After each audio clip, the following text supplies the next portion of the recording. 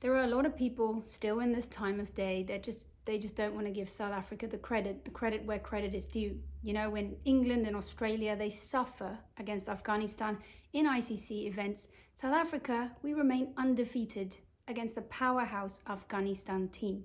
Now, one thing that we have to remember, and I don't feel like a lot of people actually thought about this right through, because a lot of people, even myself, put Afghanistan in for a semi-final spot. A lot of people didn't put South Africa in, but I think one thing that everybody kind of forgot is that Afghanistan like playing on pitches that aid their strength, their spin bowling. Their players play in the CPL, you know, they play in the IPL in India, they play their cricket in the UAE. All of those pitches suit their style of play. That thing that we played on today, flat. You look at the likes of Rashid Khan, I think he was hit for 60 runs in 10 overs.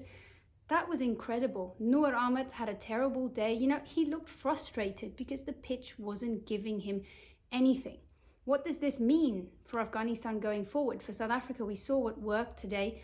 Good old-fashioned, and Australians also like doing this. They all grow up bowling on that, you know, top of off length.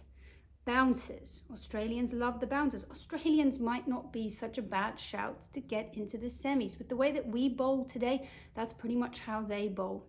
Now, one thing that I wish could happen, because I really think this would be one of the best battles of the tournament, is if Afghanistan somehow find a way to get into the semi-finals. Because if they can find a way to get to Dubai, they will be a completely different team.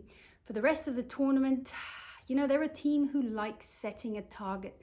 Today, chasing, again, quite a weakness for Afghanistan. For South Africa, perhaps as well. Maybe we've gotten a bit better at it over the last few years, but Afghanistan likes setting a target. So, first things first, they probably want to win the toss and set a target. They've beaten England before, twice I think, in the T20 and in the ODI, and they've beaten Australia as well. They should have beaten Australia in the ODI World Cup, and they beat them handsomely in the T20 World Cup. As for South Africa, you know, to score over 300 runs and not even have the likes of Klaasen in your side, it was an absolute statement win for us, and I think we're going into the right direction. A lot of people didn't have us in there because people are saying we've got tons of bowling injuries. It's one spot. Nortje, Coetzee, that would have been one spot. So I think we're well on our way for Afghanistan. You know, the next match is do or die. What are they going to do on these flatter pitches, and how can they find themselves in Dubai?